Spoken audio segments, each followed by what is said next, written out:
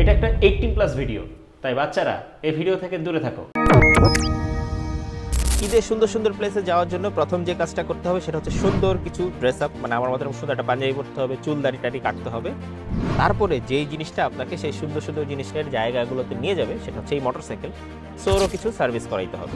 So আমি আমার মোটরসাইকেলটা কিভাবে রেডি করতেছি সেটাই দেখাবো আজকের এই ভিডিওতে। ঈদের জন্য আমি আমার বাইকটাকে রেডি করার জন্য এই টোটাল এই সবগুলো জিনিস কিনেছি। এর মধ্যে দুই ধরনের জিনিস আছে, মানে দুইটা ক্যাটাগরির প্রোডাক্ট আছে। সো এই যে ব্লু কালারের যেগুলো দেখতে পাচ্ছেন সেগুলো আমরা সরাসরি ফুয়েলের সাথে ব্যবহার করবো, মানে যখন অকটেন দিচ্ছেন বা অকটেন নেন, অকটেনের সাথে এই ব্লু কালারের বোতলগুলো ব্যবহার করবেন। আর এই কালোগুলো যেগুলো রয়েছে সেগুলো সরাসরি ইঞ্জিন অয়েলের সাথে ব্যবহার করবেন, মানে ইঞ্জিন অয়েল যেই জায়গা দিয়ে আমরা বাইকে প্রবেশ করে সেখানে আপনি মস্টার শুটার কিংবা ইঞ্জিনের যেই ক্লিনার রয়েছে সেটা ব্যবহার করবেন। সো প্রত্যেকটা নিয়ে আলাদা আলাদা আমাদের ডিটেলস ভিডিও রয়েছে, আপনারা যদি জানতে চান তো সেক্ষেত্রে কমেন্ট করেন, আমি সাথে সাথে সেই লিঙ্কগুলো দিয়ে দিব। তারপরেও আমি খুব শর্ট করে এই জিনিসগুলো সম্পর্কে একটা করে লাইন বলে দিচ্ছি।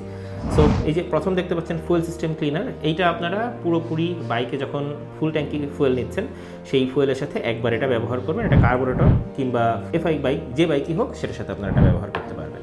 সো এরপরে আপনারা ব্যবহার করতে পারেন হচ্ছে ইঞ্জিন পারফরমেন্স ইমপ্রুভার। এটা আপনার বাইকের ইঞ্জিনের মধ্যে কার্বন বা ডিপোজিট যে জমে যায় সেই জমে যাওয়া থেকে প্রতিরোধ করবে এবং ইঞ্জিনের পারফরমেন্স বৃদ্ধি করবে। আর অকটেন বুস্টার নিয়ে আপনারা সবাই জানেন, তবে বেশিরভাগই ভুল জানেন যে অকটেন বুস্টার ব্যবহার করলে বাইকের মাইলেজ বাড়ে। না, মূলত মাইলেজ কিছুটা বাড়ে, বাট ও মূলত বাইকের ইঞ্জিনের জন্য যে ধরনের ফুয়েল দরকার সেই ধরনের ফুয়েলটাকে রেডি করার কাজে অকটেন বুস্টারটা ব্যবহার করা হয়। আর এই বড় যেটা দেখতে পাচ্ছেন সেটা হচ্ছে মস্টার শুটার।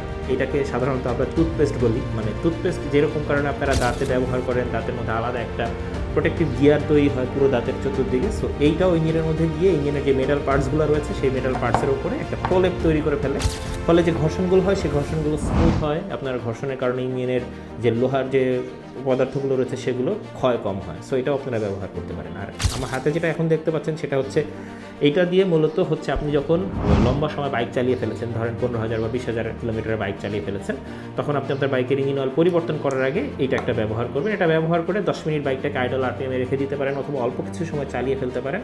ফলে যেটা হবে যে ইঞ্জিন দীর্ঘ সময়, মানে দীর্ঘদিন একটা ইঞ্জিন চালানোর ফলে, ইঞ্জিন অয়েল ব্যবহার করার ফলে ইঞ্জিন বিভিন্ন জায়গায় ময়লা জমে।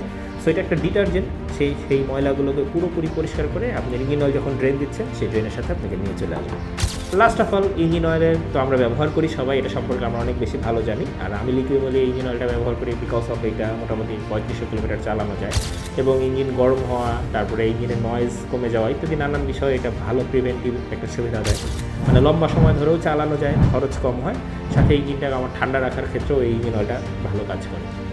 এবারে ঈদে আপনার ভালোবাসার বাইকটা কোনো অবস্থাতেই অপ্রাপ্তবয়স্ক কিংবা লাইসেন্স নেই অথবা ভালো করে মোটরসাইকেল চালাতে পারে না এরকম কারো হাতে আপনার মোটরসাইকেলের চাবিটা তুলে দেবেন না।